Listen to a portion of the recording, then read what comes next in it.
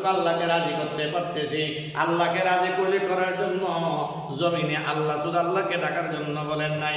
আল্লাহ বলেছেন তোমাদের এই জন্য রাসূল প্রেরণ করলাম, রাসূল বলেছেন তোমাদের এই জন্য আহলে বাইত রেখে গেলাম, আহলে বাইত বলতেছেন তোমাদের এই জন্য আউলিয়া কেরাম রেখে গেলাম।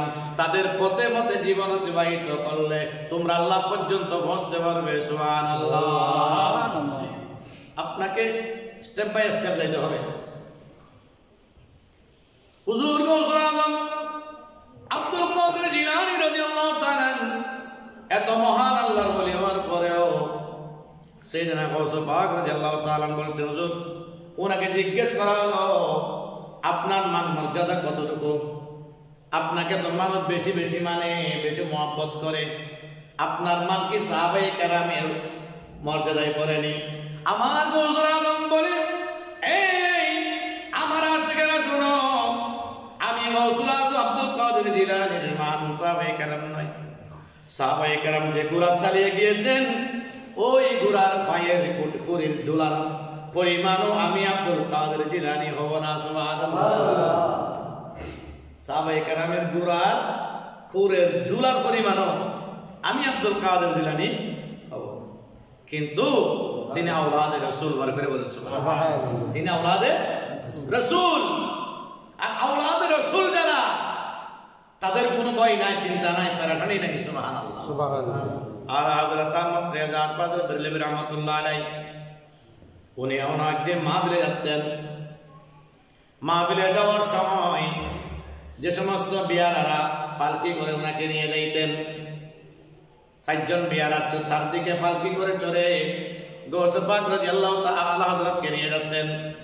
যাইতে যাইতে কিছুক্ষণ পরে আমার আল্লাহ হযরত বলছেন, এই বিয়ারা পালকি নিচে রাখো, আমার একটা সওয়াল আছে, প্রশ্ন আছে, প্রশ্নটা করব। পালকি নিচে রাখলেন, জিজ্ঞেস করলেন, তোমাদের 4 জনের ভিতরে সৈয়দ বংশ কে? বড় করে বলেন সুবহানাল্লাহ সুবহানাল্লাহ। একজন দাঁড়িয়ে বললেন, হুজুর আমি সৈয়দ বংশ, রাসূলের আওলাদ, কিন্তু আমার এমন পরিস্থিতি হওয়ার কারণে আজকে আমাকে বিয়ারার চাকরি গ্রহণ করতে হলো। আমি চতুর্দিকে মানুষকে পালকি করে নিয়ে যাই, মানুষকে আমি কাঁধে করে নিয়ে যাই। আমার আল্লাহ বললেন, না না, তোমার স্থান ওই জায়গা নাই, তোমার স্থান হচ্ছে পালকির উপর, আমার স্থান হচ্ছে বিয়ারা। বড় করে বলেন সুবহানাল্লাহ। সম্মানিত তাজিম, তাজিম যত করবেন তত আপনি সামনের দিকে কি হবেন? অগ্রসর হবেন। আর যত ফখর করবে, যত অহংকার আসবে, তত নিজেকে কি হবে? নিচে নিচে নামতে নামতে নামতে নামতে একদম নামার কোনো সুযোগ থাকবে না, এত নিচে নামতে হবে। এই জন্য হুজুর কেবলা সৈয়দ আহমদ শাহ সিদ্দিকী রহমাতুল্লাহ আলাইহি গাউসিয়া কমিটি বাংলাদেশ বানী ইসলামী জুলুস বানী গাউসিয়া কমিটি হুজুর কেবলা রহমাতুল্লাহ আলাইহি হুজুর বর্তমান হুজুর কেবলা মাদ্দাজিল্লুল আলী পীরে বাংলা আল্লামা সাহেব শাহ মাদ্দাজিল্লুল আলী হুজুর কেবলা যখন বাংলার জমিনে আসেন, ওনাদের ভিতরে অহংকারের কোন প্রকারের চিহ্ন মাত্র পাওয়া যায় না। সুবহানাল্লাহ। কেন? তারা আওলাদে রাসূল, আওলাদে রাসূল। যারা আওলাদে রাসূল তাদের ভিতরে অহংকার থাকবে না, ফখর থাকবে না, বরত্ব থাকবে না। যখন 2 জন যখন একটা স্টেজে বসেন, সাবেক হুজুর বর্তমান হুজুর কেবলা রাদিয়াল্লাহু আলী, তখন দেখবেন যে সাবেক হুজুর কেবলার ভিতরে একটা আদবের একটা লক্ষণ দেখা যায়। আদবের লক্ষণ তার বড় ভাই, যদিও বড় ভাই হয়, কিন্তু হুজুর কেবলা হচ্ছে ওনার পীর মুর্শিদ। সুবহানাল্লাহ। এটা হচ্ছে আদব। হুজুর কেবলা তৈয়ব কেবলা রহমাতুল্লাহ আলাইহি উনি জমিনে আসার পূর্বে সৈয়দ আহমদ শাহ সিদ্দিকী রহমাতুল্লাহ আলাইহি খাজা চৌরবী রহমাতুল্লাহ দরবারে গেলেন। খাজা চৌরবী বললেন, ওনার দরবারে আর্জি পেশ করলেন, হুজুর আমার একটা আওলাদ প্রয়োজন, সন্তান প্রয়োজন। খাজা চৌরবী রহমাতুল্লাহ আলাইহি বললেন, এ বাচ্চো ये पाक चीज तुम ले लो। বড় করে বলেন সুবহানাল্লাহ। এটা পবিত্র বস্তু, এটা তোমাকে দান করলাম আমি। ডান হাতের শাহাদাত আঙ্গুল দিয়ে পিঠের মধ্যে ঘর্ষণ করতে করতে বললেন, ये पाक चीज तुम ले लो। বড় করে বলেন সুবহানাল্লাহ। इसके नाम तैयब है। আল্লাহর ওলিরা দিতে পারেন, শুধু তা নয়, ছেলে হবে না মেয়ে হবে সেটাও বলতে পারেন। সুবহানাল্লাহ। হুজুর দেশে কেবলা কাবা রহমতুল্লাহ আলাইহি জমিনে দস্যি বাঁধলেন। যখন 6 মাস অতিক্রম হলো, খাজা চৌরবির দরবারে নিয়ে গেলেন, দোয়া নিয়ে আসলেন। একটা ছেলে মায়ের দুধ পান করার বয়স হচ্ছে কত বছর? ফি আমাইনি 2 বছর। কয় বছর? 2 বছর। যখন 2 বছর অতিক্রম হলো, খাজা চৌরবির দরবারে নিয়ে গেলেন। যখন ছেলে যখন ক্ষুধা লাগছে, দুধ খাওয়ার জন্য যখন পায়খানা করছেন, খাজা চৌরবি বললেন, तैयब तुम बड़ा हो गया, तुम दूध नहीं मत पियो, तुम दूध मत पियो, तैयब तुम बड़ा হয়েছো, তুমি দুধ পান করিও না। বড় করে বলছো সুবহানাল্লাহ। অনেক চেষ্টা করার পরেও মা যখন দুধ পান করতে চাইতেন, বাজি ने मना किया तो नहीं पियो। সুবহানাল্লাহ। হারাত জোর মানা করেছেন দুধ পান করতে, আমি দুধ পান করতে পারবো না। ছোট বয়সে হুজুর কেবলার কারামত জারি হয়ে গেল। বড় করে বলছো সুবহানাল্লাহ। আজকে যার ফুরুস মুবারক এখানে করা হচ্ছে, তিনি কোনো ছোটখাটো কোনো সাধারণ আল্লাহ বলি নন, যদিও তিনি নিজেকে লুকিয়ে রাখতেন সবসময়। रहनुमाए शरीयत तरीका मुश्किल कुशा हाजत रहा मुर्शिद बरहक गौस जमान सैयद मोहम्मद देशक काका रहमतुल्लाह अलैह 32তম সারানা ফুরুস মুবারক আজকে এই মসজিদে কি হবে? আগামীকাল না? আগামীকাল এই মসজিদে বাদ মাগরিব থেকে অনুষ্ঠিত হবে। সুবহানাল্লাহ। বিকেল 3টা থেকে আপনি গৌসিয়া হবে। এই যা যা আপনি কোরআন আপনি গৌসিয়া যত অনুষ্ঠানে আছে 3টা থেকে আরম্ভ হবে, বাদ মাগরিব থেকে শুরু হবে। এটা আপনাকে খেয়াল রাখতে হবে। যারা পুরুষের মধ্যে কিছু দেওয়ার চিন্তা ভাবনা আছে আপনারা দিয়ে দিবেন। কেন দিবেন সেটা বলছি। হুজুর কেবলা রহমতুল্লাহ আলাইহি একবার বয়ানের মধ্যে পাকিস্তান চৌহর শরীফে সিরকুট শরীফে এই বর্ষার সময় তিনি বয়ান করছেন 3 দিন ব্যাপী উরুস মুবারক। সৈয়দ মুশাররফ সিরকুট রহমতুল্লাহ আলাইহি উরুস মুবারক 3 দিন ব্যাপী মাহফিল। সেই মাহফিলে তিনি বয়ান করছেন। এই মুহূর্তে একজন চোর ওই মজলিস থেকে বলছেন, যেহেতু হুজুর কেবলা এখানে রয়েছে 3 দিন পর্যন্ত আঙ্গুর বাগানে যাবে না, সেখানে আর কেউ যাবেও না, আমি এই সুযোগে গিয়ে 3 দিন পর্যন্ত আঙ্গুর বাগানে চুরি করবো।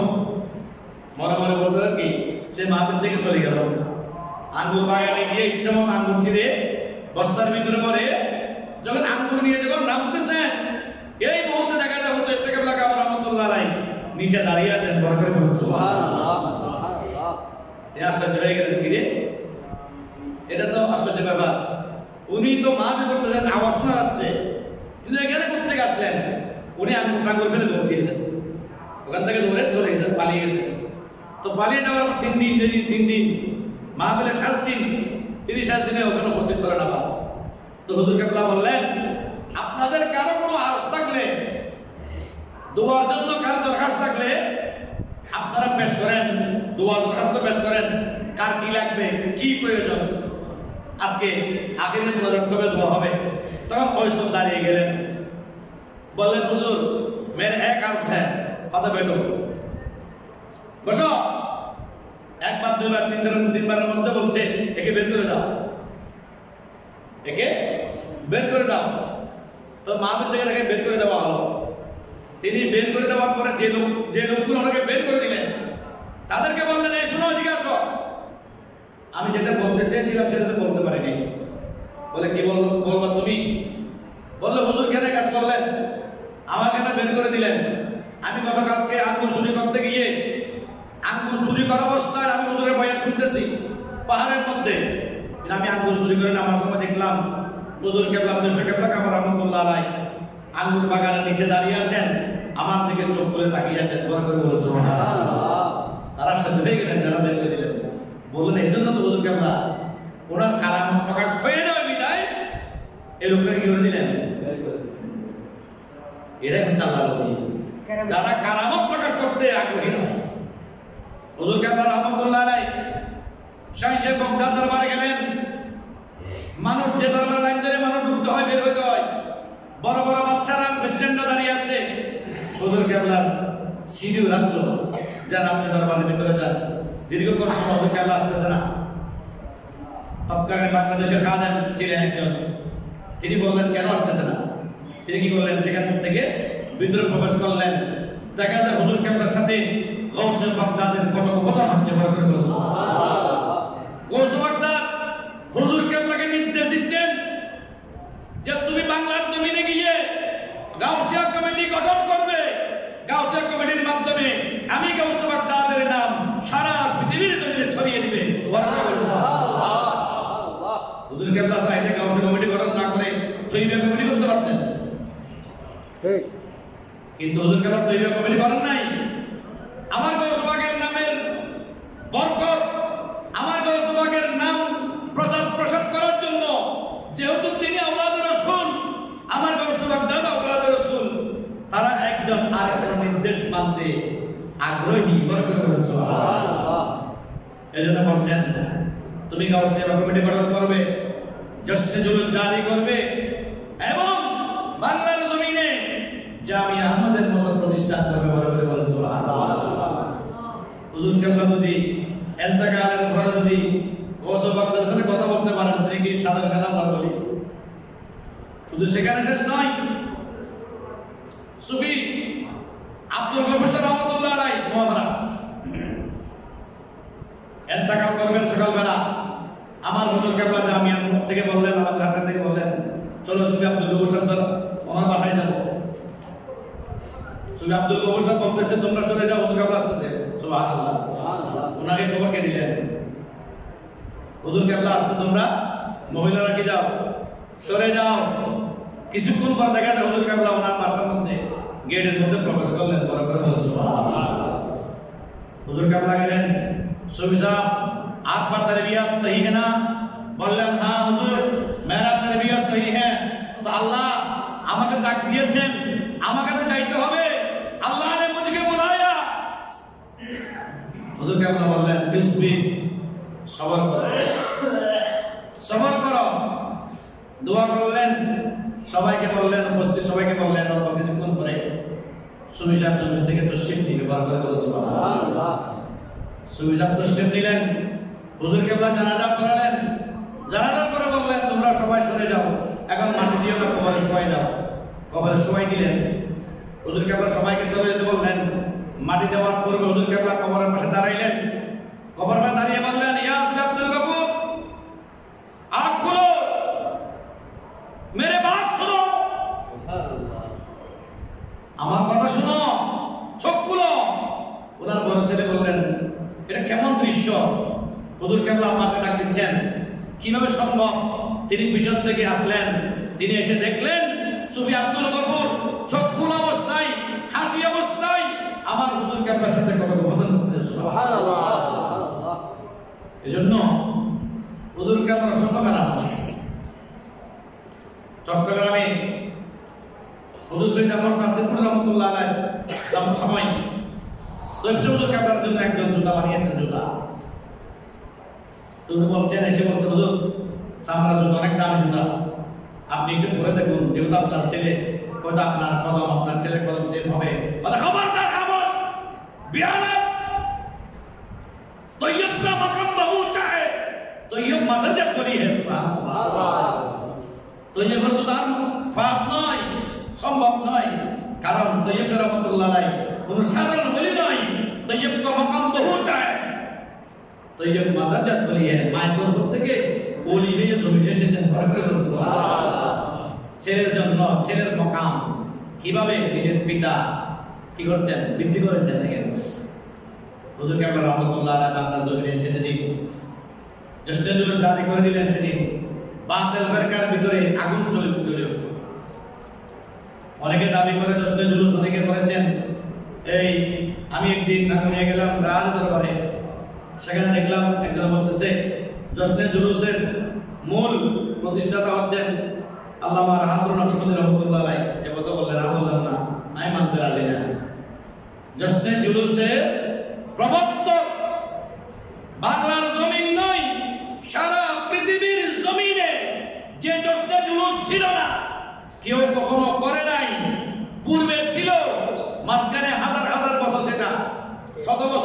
ছিল, ওইরকম দশটা জুলুস বাংলার জমিন থেকে, চট্টগ্রামের জমিন থেকে যিনি জারি করে খারাপ পৃথিবীতে ছড়িয়ে দিয়েছেন, তিনি আল্লাহ রাহমাতুল্লাহ আলাইহি। আজকে শুধু